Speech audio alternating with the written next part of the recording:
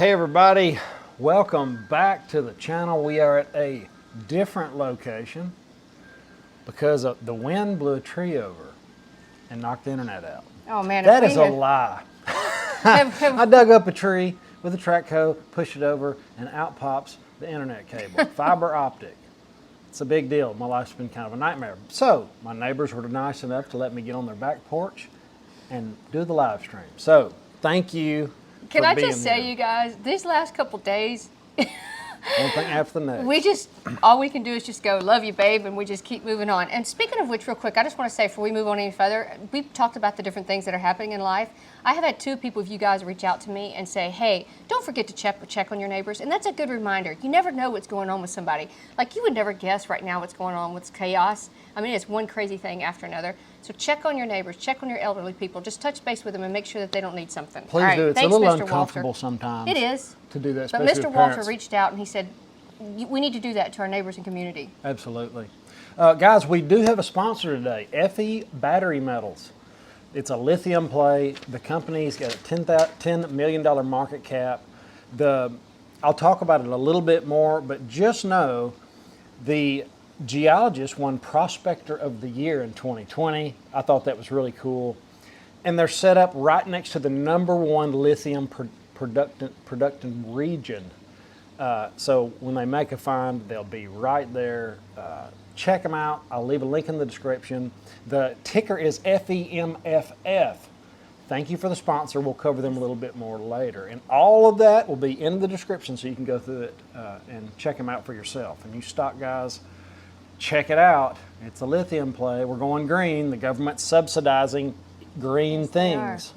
So it's part of it.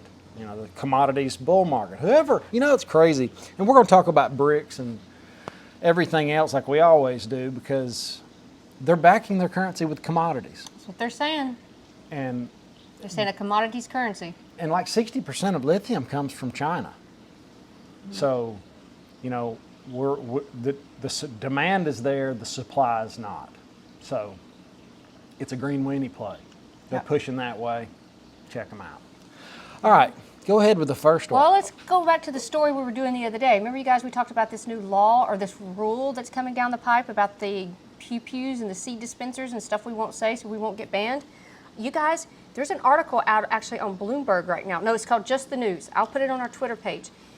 These particular items that we're talking about, sales have topped 1 million for 49 consecutive months. You guys pay attention to that. I think this is something I think a lot of people are concerned. They're saying, hey, I think we need some 401k home protection and different things like that. And I think people are, go ahead. Well, for the new people that are here, thank you for being here first. And get in the comments. There's some really good people in there, the best, if you ask me. But I have been encouraging people to invest in things that are tangible, that will go up in value. And one of those things is home protection. We have to be careful how we word things here. Right. I'm on the hit list. We already got a couple strikes. You know, so if you're looking for seeds and seed dispensers and stuff like that, that stuff, I'm not gonna say it's at an all-time low, but the prices have come way down. And like a lot of that stuff has 10x'd before, especially the seed holders that go into the dispensers. They did like an 8 or 10x, and it's just it's something you can have that will help you protect your family. And you know all the reasons to have it. I'm not going to talk that up, but I'll leave Luke. He's a childhood friend of mine. I'm not being paid to talk about that or anything in that nature towards home protection.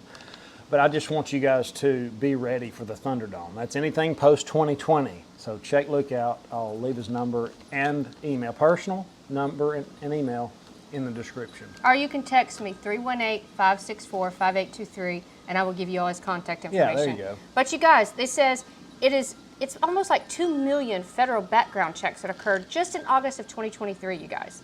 I mean, that is where, I mean, for 49 consecutive months when it's holding this high, to me that's something that says, hey, take a look at this.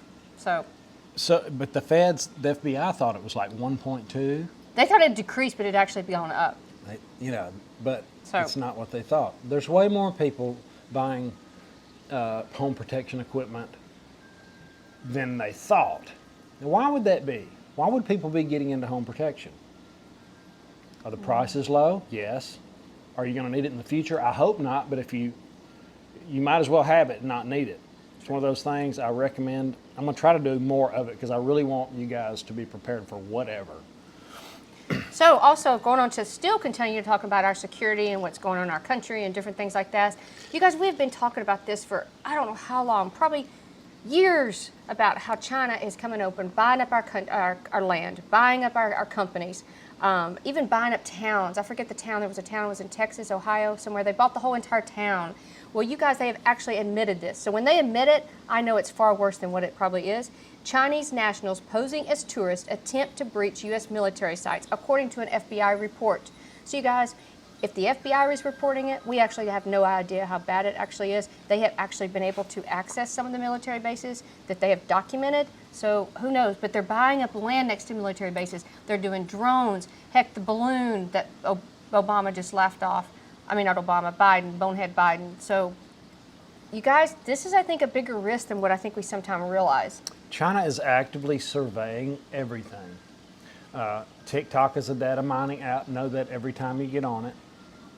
Read the disclaimer, read what you have to sign up. When you read it, it'll tell you. They know your keystrokes, they know everything. They're coming over the border. Yep. There's been 10,000 encounters, probably way more by now. But guys, they're buying up land. They're infiltrating the United States.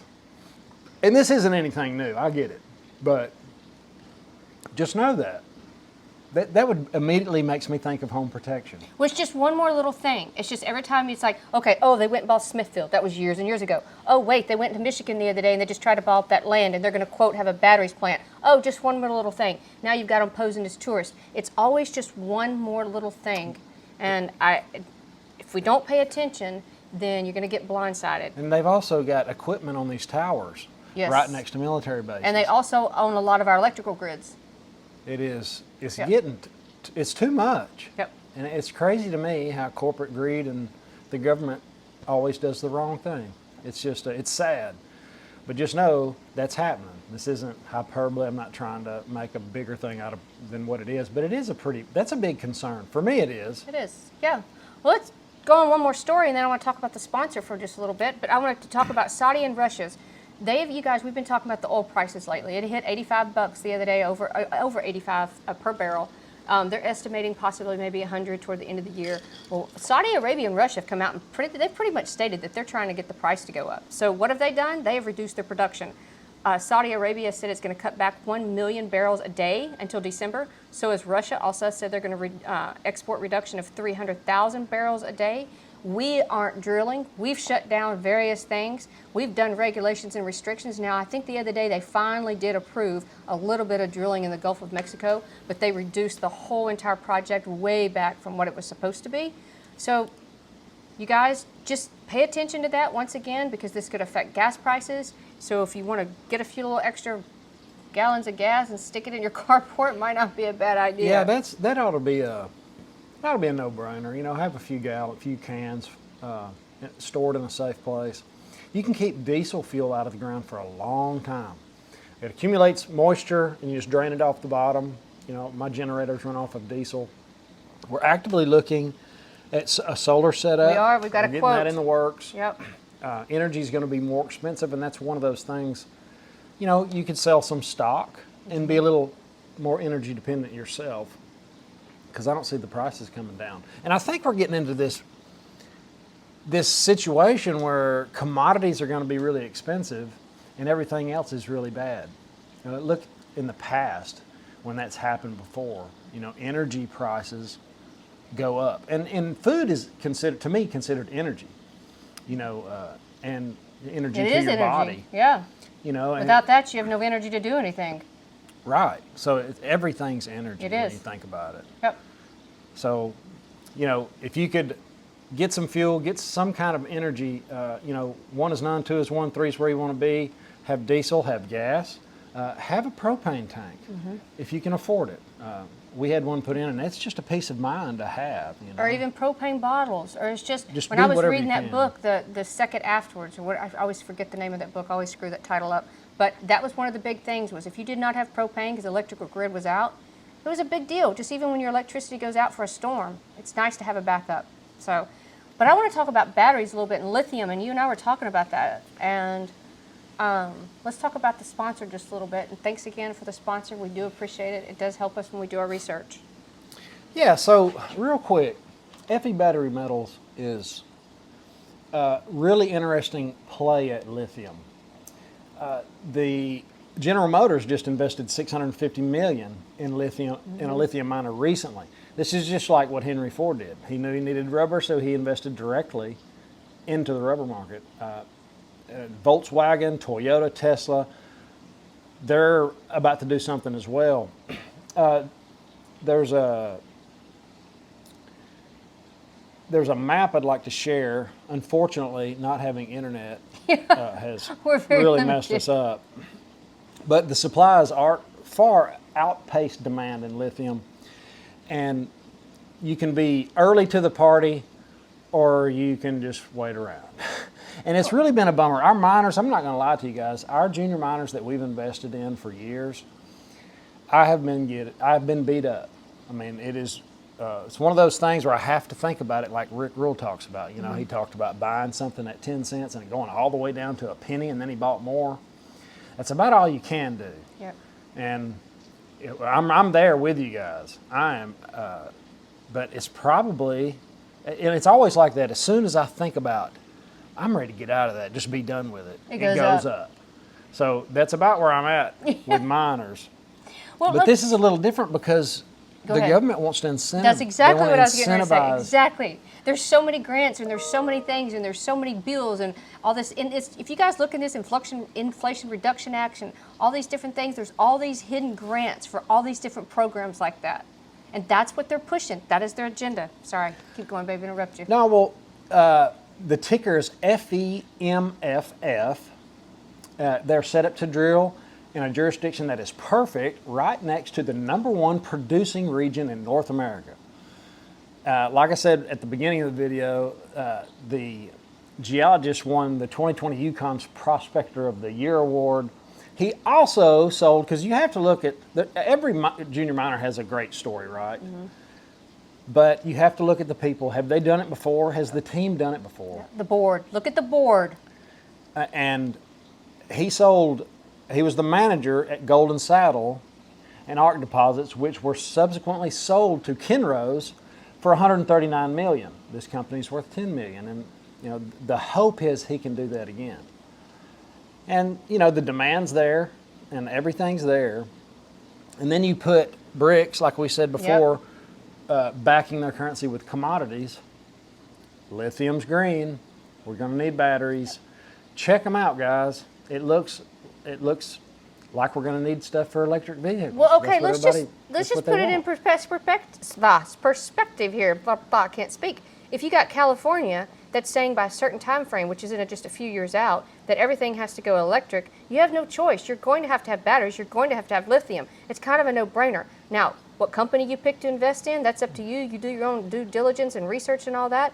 But when you got all these grants and all these whatever you call them, kickbacks and all this kind of stuff, I mean, it's just kind of a no-brainer. I mean, the more and more states that are stepping up and saying, you know, you got to have electronic vehicles. Was it Colorado also? I think they were trying to do something like that. Go ahead. Oh, yeah, it's a lot of people. Have you ever heard the saying, control the food, control the people? Oh, yeah. And there's another saying that says, control the money, you control the world. Yep. Well, the BRICS currency is backed by commodities. That is essential minerals. So whoever controls the essential minerals controls the world. Yes. And you know, it's that we're in that changeover right now where the petrodollar's dying and the new currency's backed by commodities. So that's, and people ask me, you know, how do I invest in BRICS? Commodities. You buy gold, buy lithium, buy the commodities that other countries need. Yep. Well, what did I just tell you? That guy that left Venezuela, his family's still there. He called in and was talking to us about that. How China and Russia have gone over there and just completely stripped portions of their country of all the natural resources. He said there will be trees that will probably never be available again, wildlife that will never be. I mean, they've just completely depleted it. That's what they go over to these countries and do. Look what China's doing right now. All these loans to these countries. What are they asking for in return when they default? Their commodities, their minerals, gold and silver. So yeah, anyway. We're approaching a commodities bull market. I know it. It hasn't happened in my lifetime. Like I think it's going to be completely different this time, considering countries are moving into their own currency backed by commodities. I think this is big, big news. But it's a slow-moving train wreck, and it's going to be a little while. So take advantage of the cheap prices now is all I can say. But thank you, FE Battery Metals. Like I said before, the ticker's FEMFF. Check them out. Let me know what you think. On a little bit shifting a little bit of a note, but still talking about getting stuff and all this kind of stuff and, well, commodities maybe. These two doctors, you guys, who are huge, one of them is Jim Thorpe. You guys can look this up. I'll try to put this also on Twitter. They have come out and stated, and you guys, this just came out today. It said, do not rely on the government. Stockpile critical medications now. And in that book, I was telling Chris, that was one of the big takeaways that I took. You can have all, I guess, the money that you really want. But at the end of the day, if you don't have certain items like medicine, food, necessities, water, things like that, there is no getting out of certain situations. And he clearly stated, and this is quote, Dr. Thorpe, one of the nation's leading critics of the corrupting influence of Big Pharma, he says he believes now more than ever people should be prepared for the next pandemic. And he thinks the next pandemic is going to be in the form of a medical crisis again. He said, I quote, strongly recommend, quote, stockpiling critical medications, including antibiotics, since the turn of the century. He said this has been an incredible investment. This will be an incredible investment as many family, friends, and patients have benefited. And this was back in the summer of 2023, which is we are in right now, is he said when he's recommending this. And this article just came out today. He's talking about medical emergency kits, Z-packs, certain items we're not going to mention that, you know, have kind of been on the list of where you're like not so, but he gives a whole list. And I'll put this on Twitter of different things that he thinks that you should have. So if a doctor is coming out and saying that, and that's just not a crazy prepper, I think that's something I would definitely take notice of and make a list of. Preppers had a bad name. It's so crazy. Why having the things you're going to need anyway, preparing for higher prices. Well, people used to live like that. It should just be the way it is. Yeah, you know? People had a little stockpile. People had a little extra. And now we're so used to just running to the grocery store, buying as need. It's always going to be there. And then all of a sudden you go to the grocery store and it's not there and everybody panics, just like the toilet paper panic. So. Yeah, I think this next one's going to be way worse. I have a strange feeling. We learned a lot at the Red Pill. And if it affects kids, the narrative, the narrative is it affects something and they're going to use that to force you to take whatever.